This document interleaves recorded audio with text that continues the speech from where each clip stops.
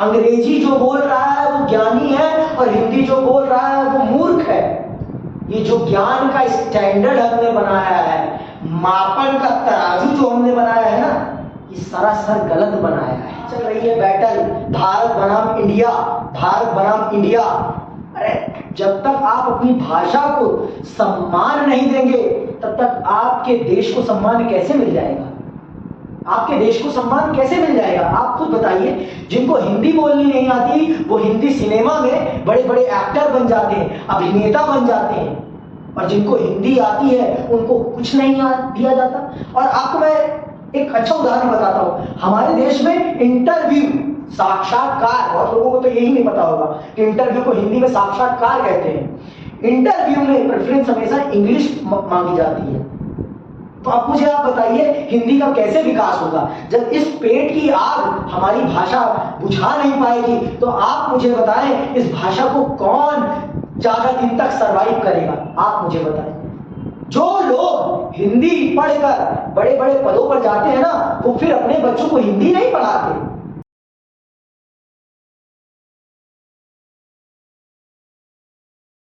हिंदी हिंदी हिंदी, हिंदी है देश की बिंदी।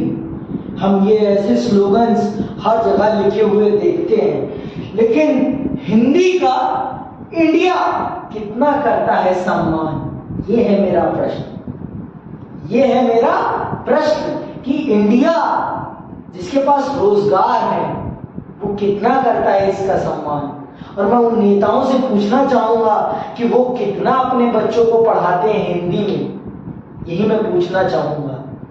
आज चल रही है बैटल भारत बनाम इंडिया, भारत बनाम इंडिया। अरे जब तक आप अपनी भाषा को सम्मान नहीं देंगे तब तक आपके देश को सम्मान कैसे मिल जाएगा? आपके देश को सम्मान कैसे मिल जाएगा? आप खुद बताइए।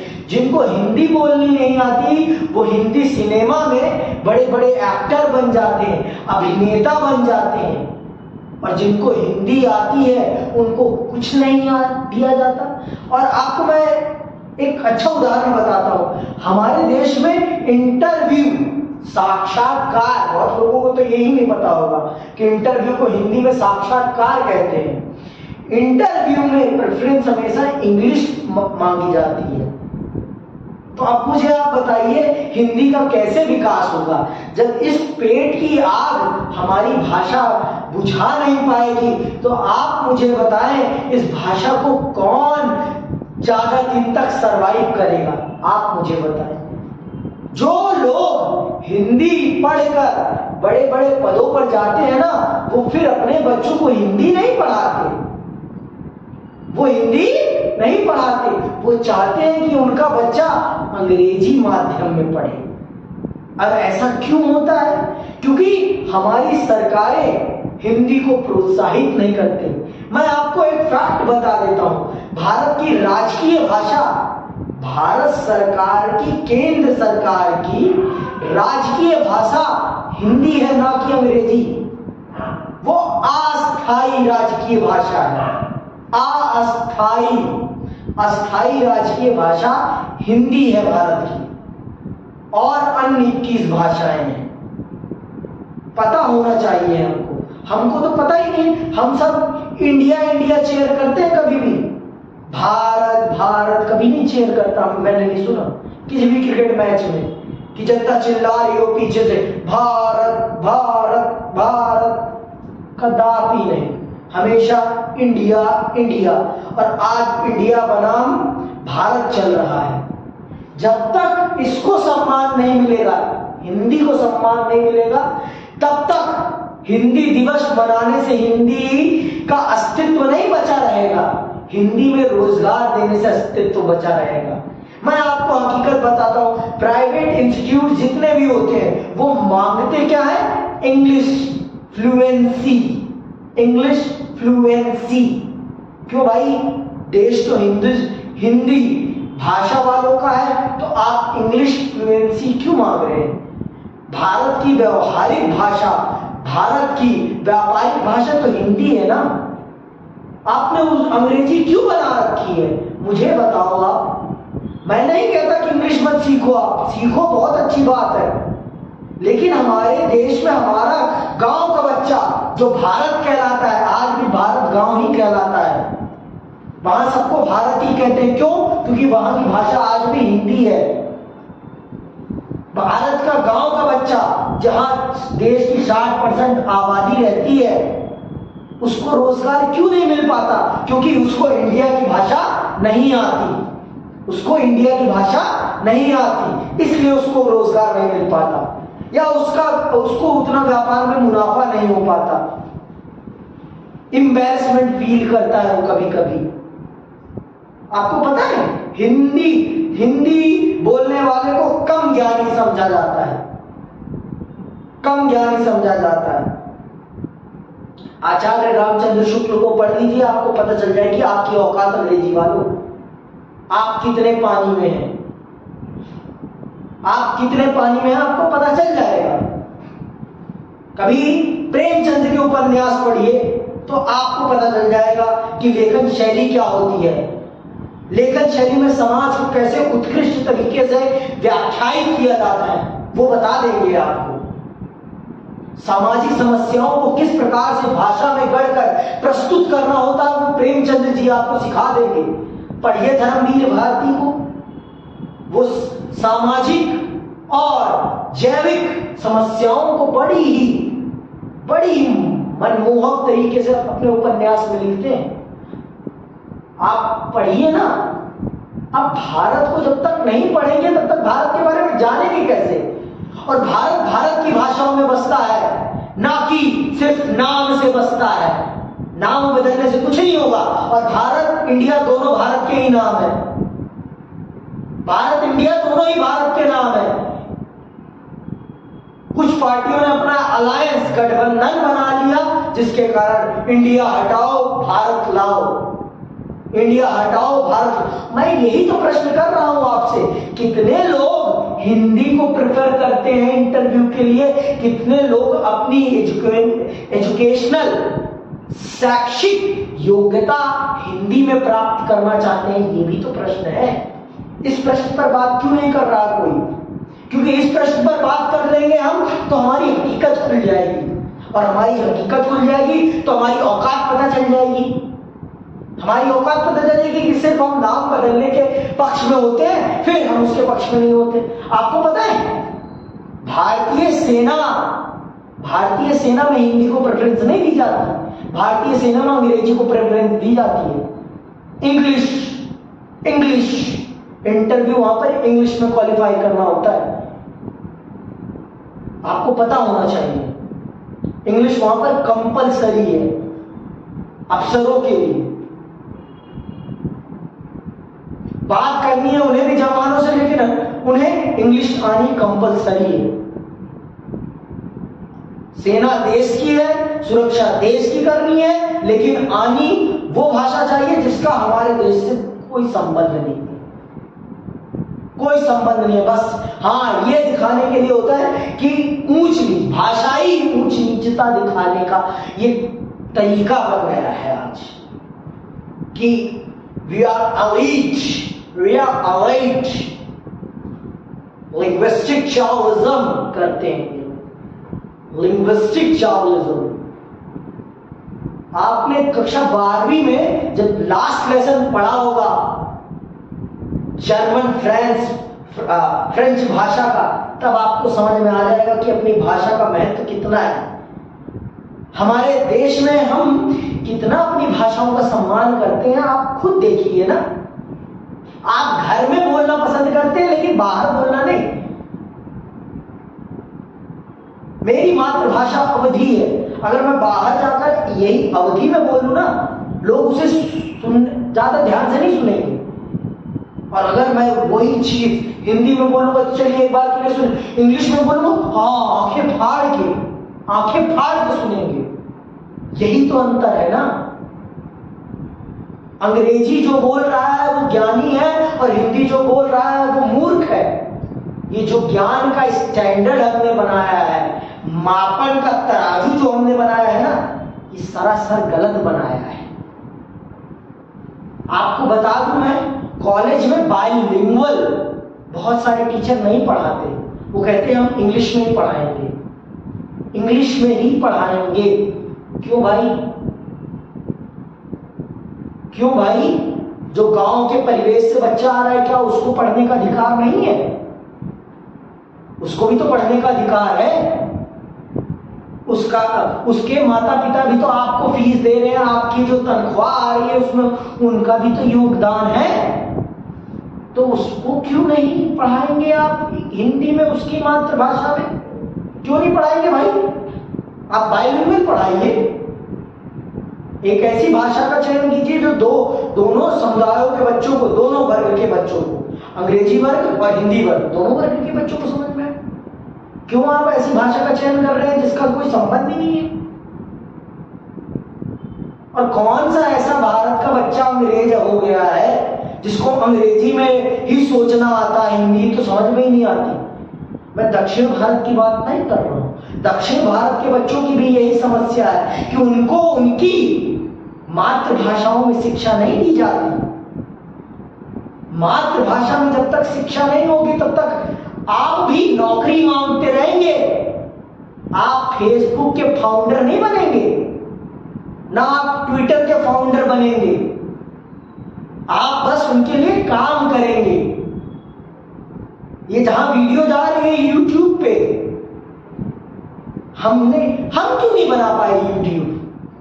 कभी सोचिए ना इस बात पर, क्योंकि हम अपनी भाषा को प्रमोट नहीं करते। और आप खुद बताइए मुझे, यूट्यूब पे हिंदुस्तान में किस भाषा में ज्यादा कंटेंट है? किस भाषा में ज्यादा लोग सुनना पसंद करते हैं? हिंदी में। फिर भी इस भाषा को वो सम्मान नहीं मिलता जो इसको मिलना चाहिए। क्यों नहीं मिलता भाई इसको वो सम्मान? मेरा ये प्रश्न है। अगर इसको सम्मान नहीं मिलता तो भारत को इंडिया को भारत बनाने से कोई फायदा नहीं होने वाला। और इंडिया भारत एक ही है। संविधान पढ़ो, मूर्खों की तरह पार्टियों को फॉलो मत करो। पार्टियां फॉलो करने से देश नहीं बनेगा, देश बनेगा संविधान को फॉलो करने से। आप समझिए, पार्टियां आती हैं, आपको मूर्ख बोल रहा हूं, मूर्ख बनाती हैं और आपके मुंह पे ऐसा कसीट के तमाचा मार के आपका एक वोट आपसे लेकर 5 साल के लिए चली जाती है। आप में से कितने लोग जानते हैं आदि शंकराचार्य का नाम? आदि शंकराचार्य का नाम आप में से कितने लोग जानते हैं? आदि शंकराचार्य ने धर्म को प्रचारित करने के लिए लाठी डंडा तलवार नहीं उठाया था। लाठी डंडा तलवार नहीं उठाया, बस अपनी मीठी वाणी उठाई थी। और उस वाणी के माध्यम से पूरे भारत को धार्मिक सूत्र में बांध दिया था, एक सूत्र में। तो वाणी है, तलवार नहीं है धर्म को प्रचलित करने में। और रोज मैं देखता हूं टीवी चैनल्स पर धार्मिक डिबेट्स। थोड़ा तो समझिए, हिंदी दिवस आ रहा है, बहुत सारे ऑफिसेज स्कूल्स में हिंदी पखवाड़ा चल रहा है, पखवाड़ा। क्यों भाई? हिंदी दिवस के टाइम ही याद आती है, उसके बाद आप भूल जाते हैं। इंटरव्यू के समय क्यों भूल जाते हैं कि बच्चे को इंटरव्यू नहीं साक्षात्कार देना है, उससे साक्षात्कार करना है, उसको समझना है, उसके अंदर कैपेबिलिटी, उसके अंदर जो योग्यता है उसको समझना है, भाषा को नहीं समझना है। भाषा माध्यम है, भाषा योग्यता का प्रतीक नहीं है। और हिंदी वालों को तो अयोग्य ठहरा दिया जाता है अगर उनको अंग्रेजी नहीं आती है तो। और मैंने खुद अनुभव किया है भाषा के आधार पर भेदभाव, इसलिए मैं बोल रहा हूं। कोई नीचे ये कमेंट ना करे कि तुझे नहीं आती, बोलने से पहले सोच लेना और मेरी वीडियोस डाल के देख लेना कि मेरे अंदर कितनी क्षमता है, उसके बाद बोलना, उससे पहले मत बोलना। समझ में आई मेरी बात? आप समझिए इस बात को कि भाषा के आधार पर आप कितना भेदभाव करते हैं। यूपीएससी उठा लो, अंग्रेजों का देश है ये? बताओ मुझे, अंग्रेजों का देश है कि हिंदुस्तानियों का देश है कि इंडियंस का देश है? Option is yours, choose the correct answer. करो भाई, विकल्प आपके सामने कि भारतीयों का देश है या अंग्रेजों का देश है या इंडियंस का देश है। आप चयन कीजिए सही उत्तर का। आप चयन कर लेंगे तो मैं मान जाऊंगा कि आप सच्चे भारतीय हैं। सच्चे भारतीय बनिए। सच्चे भारतीय का अर्थ इंडियन भी है और भारतीय भी है, अंतर कुछ नहीं है। और जो कहता है अंग्रेजों का दिया हुआ नाम है, अंग्रेजों का दिया नाम है, हमें इंडियन इसलिए कहा जाता है क्योंकि हम सिंधु नदी के किनारे रहते थे। सिंधु को ग्रीक में इंडी कहते थे, इंडी से इंडिया निकला है बस। इसके पीछे तर्क और कुछ नहीं है। हम सिंधु के किनारे बसते थे, सिंधु नदी के किनारे रहने वाले लोगों को ग्रीक, जर्मन, फ्रेंच, और अगर आप भाषा के विद्यार्थी होते तो आपको पता चल जाता भरोपीय भाषा परिवार, आपको पता चल जाता भरोपीय भाषा परिवार क्या है, तो आप जान जाते कि ये आपकी फ्रेंच, लैटिन, आपकी ये देवनागरी, ये सब ये की भाषा परिवार की हैं। अब जब आपने पढ़ाई नहीं है तो आपको कहां से पता होगा? पढ़ो ना, पहले पढ़ोगे तब जानोगे, नहीं पढ़ोगे तो कुछ नहीं जानोगे। किताबें पढ़नी होती हैं इनके लिए। व्हाट्सएप यूनिवर्सिटी, व्हाट्सएप विश्वविद्यालय के द्वारा प्रदान किए ज्ञान के आधार पर आप भाषा के आधार पर भेदभाव ना कीजिए। यही मेरी आपसे विनती है, यही मेरा आपसे आग्रह है कि भाषा के आधार पर भेदभाव करने से पहले एक बात सोचिए कि उस बच्चे पर कितना गहरा उसका मानसिक कष्ट पहुंचता है जब उसके साथ भाषा के आधार पर भेदभाव होता है।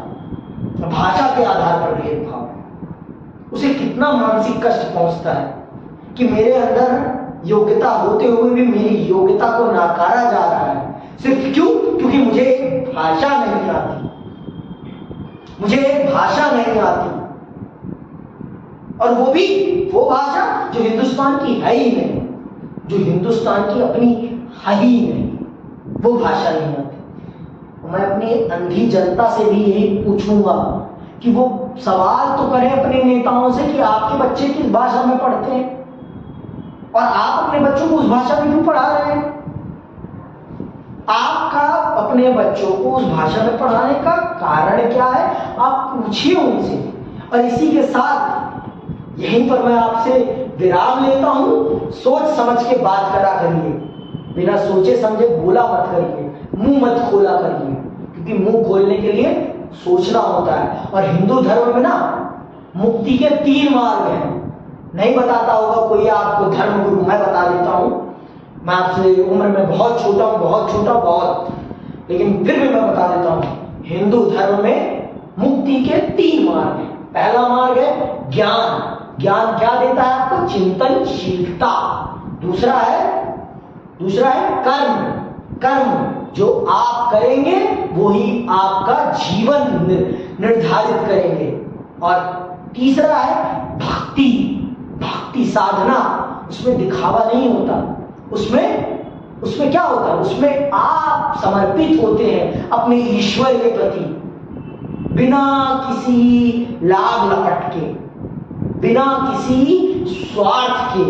तो जब बिना स्वार्थ के आप भक्ति करने लगे तो आप समझ जाइएगा कि आप भक्ति कर रहे हैं। और भाजपा भक्ति नहीं करती, भाजपा राजनीति करती है, धर्म की राजनीति, क्योंकि उन्हें उससे लाभ कमाना होता है। तो मूर्खों, समझो कि भक्ति में ना राजनीति नहीं होती, उससे लाभ नहीं कमाई जाती, वो निस्वार्थ भाव से की जाती है। इसी के साथ मैं आपसे विदा लेता हूं। जय हिंद, जय भारत, वंदे मातरम।